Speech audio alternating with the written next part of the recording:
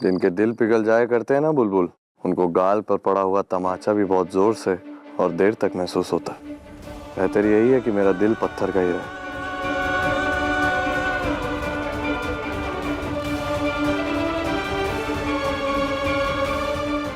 मतलब थानेदार साहब सच में प्रॉम्पोजल पे नहीं आएंगे?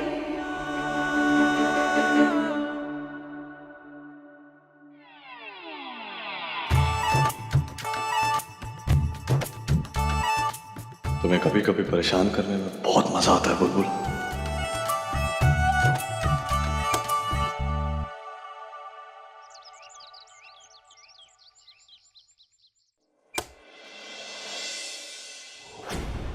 इस इंसान को ध्यान से और गौर से देखिए। इस इंसान का नाम है आईके। हमारे इंटेल के हिसाब से ये वो इंसान है जो पड़ोसी मुल्क से आया है और हमारे देश में जबरदस्ती घुसकर यहाँ पर आतंक फैलाना चाहता है। ये आदमी बहुत ही चालाक, बहुत शातिर है अपना रंग रूप बदलने में। इतना शातिर, इतना चालाक कि आज तक किसी ने इसका असली चेहरा देखा भी नहीं। ये वही इंसान है जिसकी वजह से हमारे देश के कई सिटीजन्स ने अपनी जान गंवाई। शेखावत, आप लोग देख सकते हैं कि कितनी चालाकी और कितनी महारत से अपना हुलिया बदल लेता है, अपनी आइडेंटिटी बदल लेता है ताकि इसको कोई पहचान ना पाए। लेकिन एक बहुत ही कमाल की और इंपॉर्टेंट इंफॉर्मेशन है हमारे पास। वो ये है कि आसपास इसके हमेशा एक लड़की पाई गई है, एक महिला, और माना यह जाता है कि वो लड़की इसके बहुत करीब है। हाइट कुछ 5.5 फीट, आंखों का रंग भूरा और चेहरे का रंग गोरा। लेकिन हुकुम, ऐसी तो बहुत सारी औरतें हैं, जैसा आप बता रहे हैं वैसे ही कद काठी की तो मेरी वाइफ आरती भी है। एग्जैक्टली माय पॉइंट ध्रुव। इसलिए वी नीड मोर इन्फॉर्मेशन, क्योंकि इतनी सी इन्फॉर्मेशन में हम कुछ भी कर नहीं पाएंगे। लाइट ऑन कीजिए।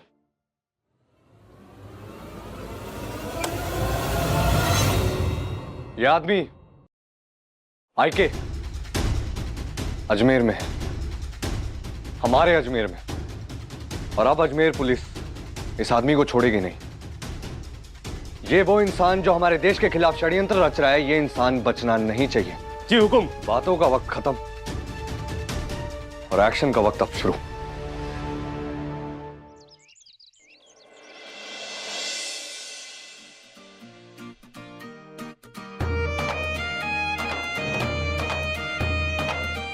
अले, नजर न लगे हमारे थानेदार साहब को किसी की भी। वर्णिका, डन, फाइनली मैंने मीरा और रोहन का नाम प्रपोजल के लिए रजिस्टर करवा दिया। अरे इतनी खुशी, इतनी एक्साइटमेंट, बिना ब्लशर के ही चीक्स पूरे रेड हो गए। हाँ वर्णिका, मेरी टांग खींचना छोड़ और जा, तू भी जाके रजिस्टर करवा। सिंगल लोगों का ना मजाक ही नहीं उड़ाते। चाची चले? हाँ चलो। अब तुम लोग चलो, मैं बस थोड़ी देर में आती हूँ। ओके ठीक है, चलेगा।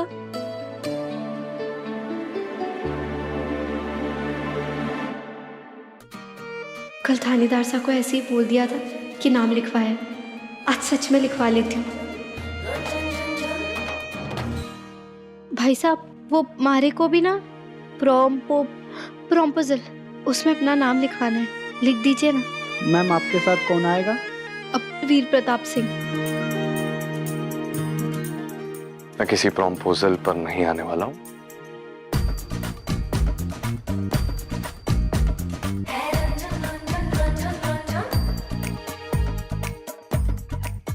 खाटू श्याम जी, मैंने जोश जोश में आके नाम तो लिखवा दिया, लेकिन अगर थानेदार साहब यहाँ आने के लिए ना माने तो हमारी तो टाई टाई फिस हो जाएगी।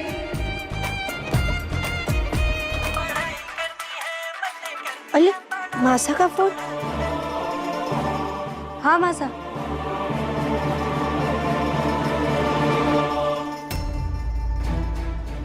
आईके का हमारे देश में, हमारे शहर अजमेर में होना और पहले भी इस तरह से आतंक फैलाने के तरीके को देखकर यह साफ जाहिर होता है कि बस में से जो हमने हथियार बरामद की उसमें इसी आदमी का हाथ है।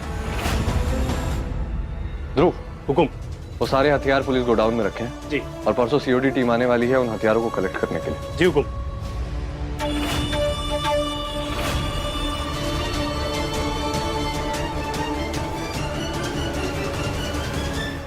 कौन है वहां?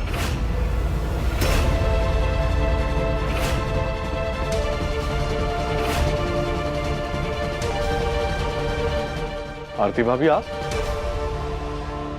टिफिन, ये अपना टिफिन ना घर बुलाए थे। मैं सनी को स्कूल से वापस ला रही थी तो सोचा जाते जाते मैं टिफिन दे जाऊं। आप लोग जाइए जाइए। आरती, तुम्हें तो पता है ना, तुम इस तरह हमारी कॉन्फिडेंशियल मीटिंग के बीच नहीं आ सकती। ध्रुव ध्रुव ध्रुव, भाभी ने अभी रिकवर किया, उनको स्ट्रेस मत दो। इट्स ओके भाभी, यू आर मोस्ट वेलकम। आप प्लीज थाने जब आप आना चाहें प्लीज आएं, लेकिन जब ये मीटिंग्स चल रही हो तो प्लीज बाहर इंतजार कर लिया कीजिए।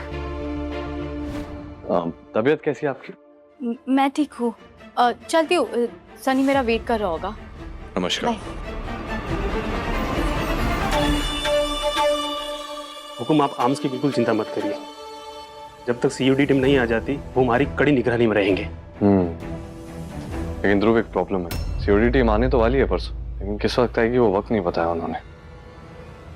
बुलबुल का एक इवेंट है, प्रॉम्पोजल समथिंग, तो वहां जाना जरूरी है।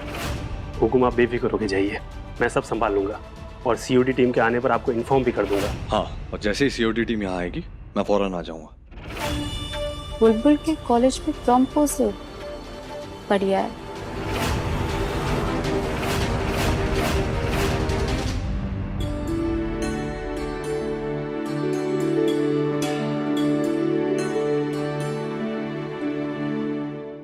होले, मंदिर कितना सुंदर सजाया है। हाँ, अरे मीठी माई का सत्संग जो है यहाँ।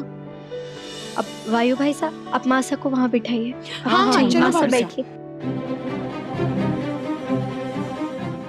और ये शैतान फिर भाग गया, अभी सब इसे ढूंढेंगे।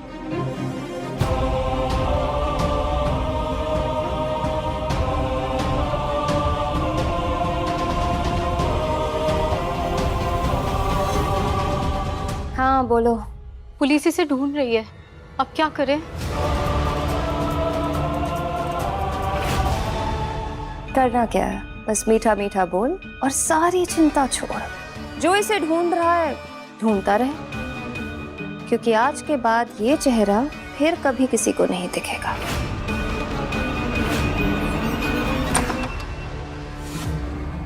अरे ये व्योम तो यहाँ भी ना है, कहाँ चला गया? और कुछ खास? कल सीओडी टीम जब्त किए हुए हथियार लेने पुलिस गोडाउन जाएगी और उसके पीछे सब कुछ ध्रुव की निगरानी में होगा, मतलब मेरे पति की निगरानी में। वाह, तुमने तो मेरा काम और भी आसान कर दिया। एसीपी वीर प्रताप सिंह।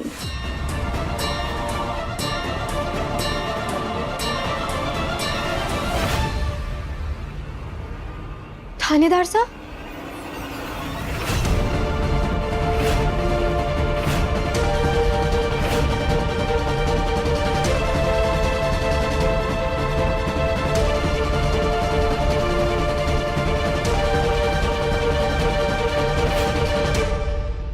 आरती भाभी साहब, आप यहाँ? आप लोग थानेदार साहब के बारे में क्या बात कर रहे थे? तारीफ, उनके शौर्य की, उनके जज्बात की। आरती बता रही थी मुझे उनके बारे में। ये तो बस अपने मन में अपने पति की आस लिए यहाँ आई थी, जैसे तुम आई हो यहाँ अपने मन में अपने पति की आस ली। तुम्हारे मन की आस? हे हमारा इकलारा प्रभु,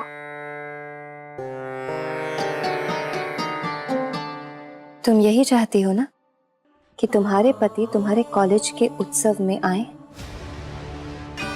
वो जरूर आएंगे। तेरे मन की इच्छा पूरी होगी। मीठा मीठा बोल। अरे अब तो सबके मन की बातें पढ़ लेती। अब आपने कहा है तो इसका मतलब थानेदार साहब जरूर आएंगे, वो जरूर आएंगे हमारे प्रॉम्पोजल में।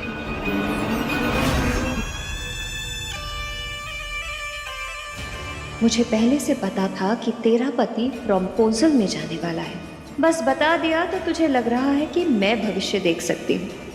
ऐसे भोले लोगों को बेवकूफ़ बनाना कितना आसान होता है। थैंक यू बड़ा वाला थैंक यू। हाँ चलिए आरती भाभी साहब भी। अब हाँ पता नहीं ये व्योम कहाँ चला गया, मैं उसे ढूंढ लेती हूँ। हाँ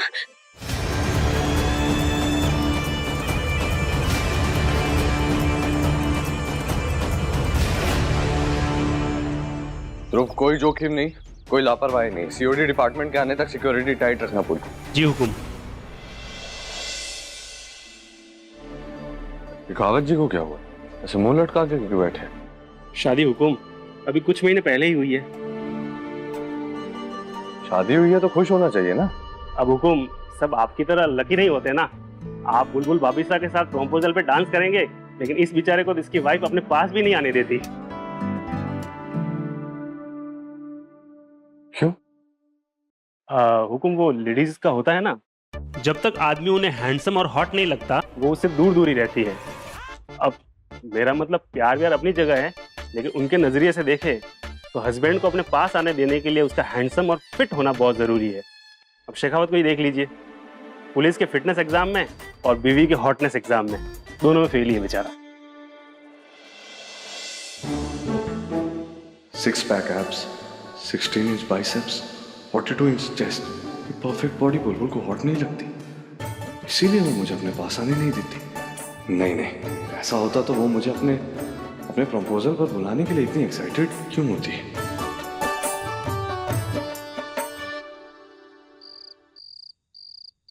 मारे को भी चावल परोस दे।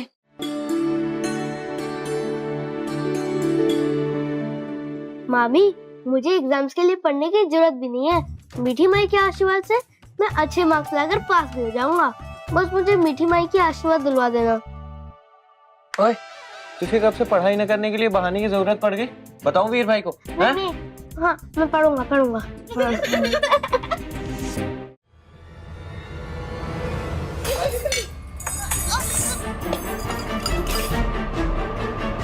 सॉरी।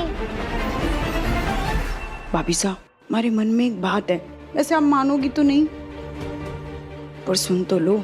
आपने मीठी माई के चमत्कार के बारे में तो सुना है ना? अगर हम अपनी वानी को वहां ले जाएं तो क्या पता छोरी ठीक हो जाए। क्या सोच रही हो? आज वहाँ जब मीठी माई के यहाँ गए थे तब मेरे मन में भी एक ख्याल आया था।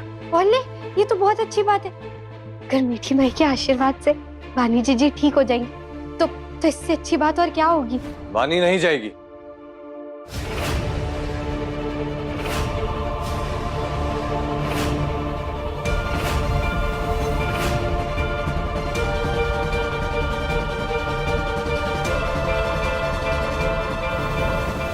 वानी वहां बिल्कुल नहीं जाएगी। ये सब कुछ बकवास है, समझे आप लोग? वीर, मैं जानती हूँ कि तू इन सब पर विश्वास नहीं करता, लेकिन हम एक बार वानी को वहां ले जाकर एक कोशिश तो कर ही सकते हैं। हाँ लल्ला, हमारे कूचा मन में भी ना उनके चमत्कार के बहुत चर्चे हैं। कावेरी चाची, न मैं ऐसे किसी इंसान में भरोसा रखता हूँ, विश्वास रखता हूँ, और न ऐसे किसी इंसान के चमत्कारों में। लेकिन चमत्कार होते हैं थानेदार साहब। हमारे चारों तरफ जितनी भी चीजें वो सब चमत्कार ही तो है। रिश्ते, प्यार, परिवार, मौसम, मासा का हमें लाड करना, फिर व्योम का हमसे रूठ जाना, वायु भाईसा का वर्णिका को तंग करना, ये सब चमत्कार ही तो है। हमारी धरती मैया चमत्कारों से ही तो भरी हुई है, भगवान जी के रचाए चमत्कारों से, और उसी से तो हमें खुशी भी मिलती है। बुलबुल प्लीज बस। और आप लोग सब इसे पॉजिटिव वाइब समझना चाहते हैं, समझिए। अच्छा ऑरा समझना चाहते हैं, समझिए, लेकिन मेरा नजरिया समझने की कोशिश तो कीजिए। वीर भाई एंग्री। वानी,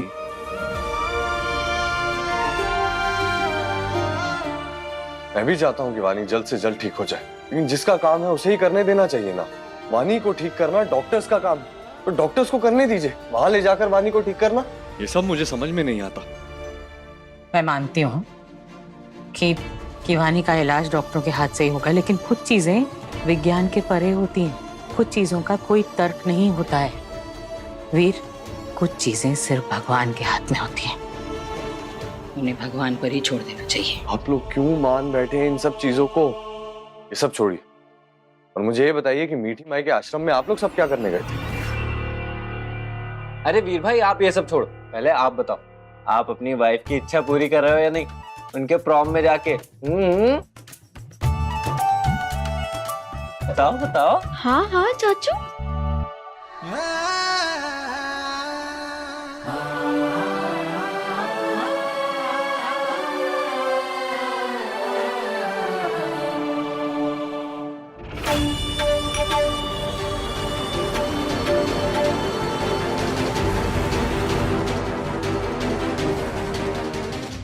मीठी माई, क्या आपको पूरा भरोसा है कि आप वो सारे हथियार गोडाउन से निकलवा लेंगी?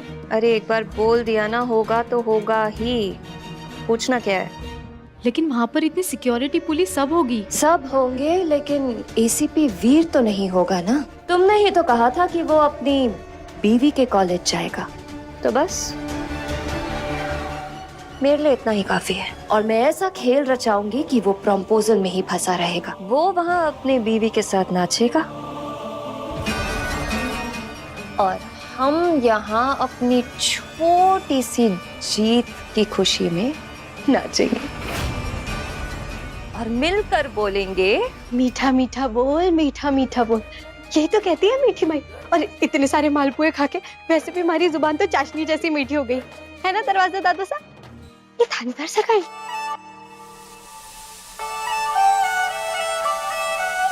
सुनिए ना।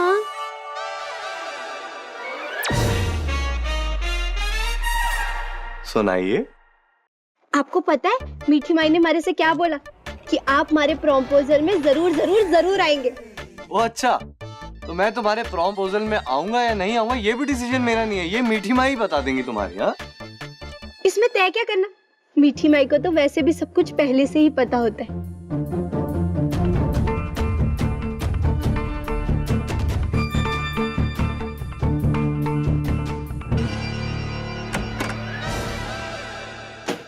मैंने कहा ना तुमसे किसी प्रॉम क्या है, प्रॉम्पोजल में नहीं आने वाला मैं, प्लीज।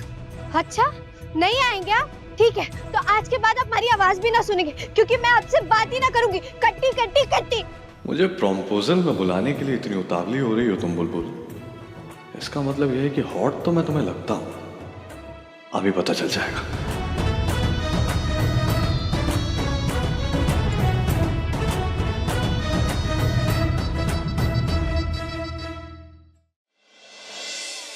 हेलो स्वीटी जी। स्वीटी? कौन स्वीटी? अरे नहीं ऐसी बात नहीं, एक्चुअली वो मैं नहाने गया हुआ था और मेरा फोन थोड़ा साइलेंट पे था, तो मैं एकदम से फोन उठा नहीं पाया। तो हाँ, thank you so much sweetie, thank you sweetie, तुमने मेरा दिन बना दिया।